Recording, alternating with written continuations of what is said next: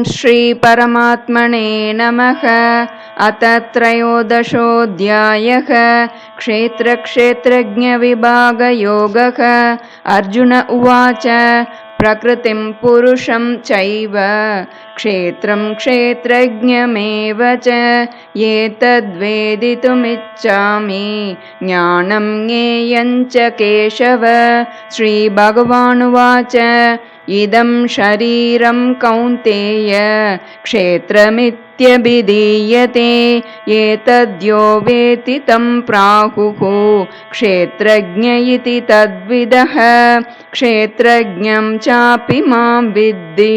सर्वक्षेत्रेषु भारत। क्षेत्रक्षेत्रज्ञयोर्ज्ञानं यत्तज्ज्ञानं मतं मम तत्क्षेत्रं यच्च यादृक् च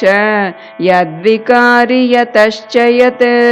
स च यो यत्प्रभावश्च तत्समासेन मे शृणु। ऋषिभिर्बहुधा गीतं छन्दोभिर्विविधैः पृथक् ब्रह्मसूत्रपदैश्चैव हेतुमद्भिर्विनिश्चितैः। महाभूतान्यहङ्कारो बुद्धिरव्यक्तमेव च इन्द्रियाणि दशैकं च पञ्चचेन्द्रियगोचराः इच्छा द्वेषः सुखं दुःखं सङ्गातश्चेतना धृतिः एतत् क्षेत्रं समासेन सविकारमुदाहृतम्। अमानित्वम् उदम्बित्वम् अहिंसा क्षान्तिरार्जवम् आचार्योपासनं शौचं स्थैर्यमात्मविनिग्रहः इन्द्रियार्थेषु वैराग्यम् अनहङ्कार एव च जन्म मृत्यु जरा व्याधि दुःखदोषानुदर्शनम्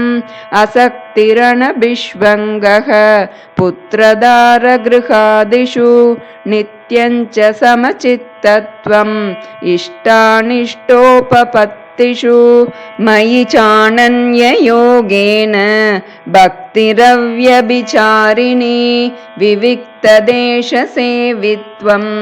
अरतिर्जनसंसदि अध्यात्मज्ञाननित्यत्वं तत्त्वज्ञानार्थदर्शनम् एतज्ज्ञानमिति प्रोक्तम् अज्ञानं यदतोऽन्यथा ज्ञेयं यत्तत् प्रवक्ष्यामि यज्ञात्वामृतमश्नुते अनादिमत्परं ब्रह्म न सत्तन्नासदुच्यते सर्वतः पाणिपादं तत् सर्वतोक्षिशिरोमुखं सर्वतः श्रुतिमल्लोके सर्वमावृत्य तिष्ठति सर्वेन्द्रियगुणाभासं सर्वेन्द्रियविवर्जितम् असक्तं सर्वभृच्चैव निर्गुणं गुणभोक्तृ च बहिरन्तश्च भूतानाम् अचरं चरमेव च सूक्ष्मत्वात् तदविज्ञेयं दूरस्थं चान्तिके च तत् अविभक्तं च भूतेषु विभक्तमिव च स्थितं भूतभर्तृ च तज्ज्ञेयं ग्रसिष्णुप्रभविष्णु च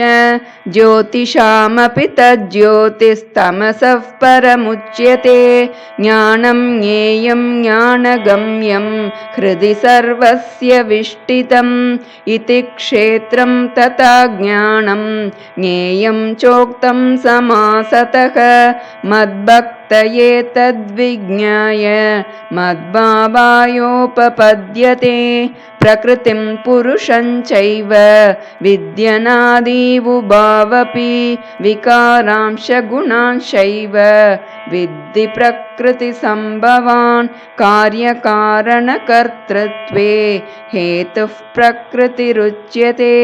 पुरुषः सुखदुःखानां भोक्तृत्वे हेतुरुच्यते पुरुषः प्रकृतिस्थो हि भुङ्क्ते प्रकृतिजान् गुणान् कारणं गुणसङ्गोऽस्य सदसद्योनिजन्मसु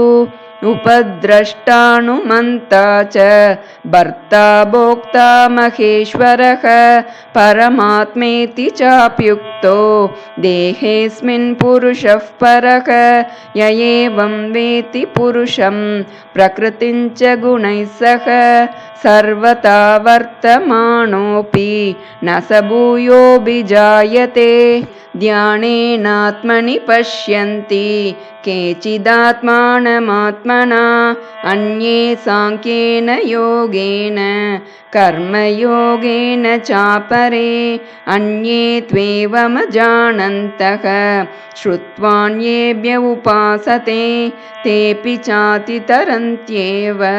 मृत्युं श्रुतिपरायणाः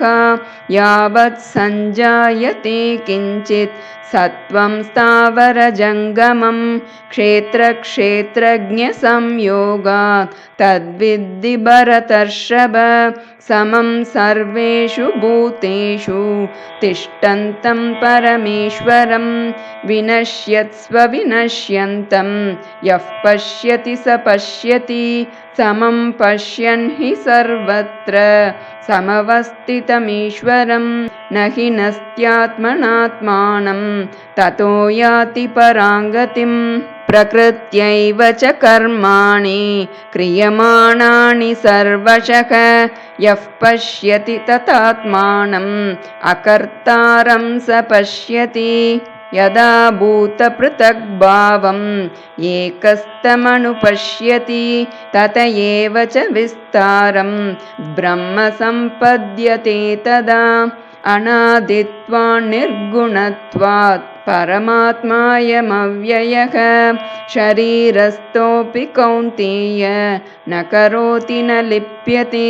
यथा सर्वगतं सौक्ष्म्यात् आकाशं नोपलिप्यते सर्वत्रावस्थितो देहे तथात्मानोपलिप्यते यथा प्रकाशयत्येकः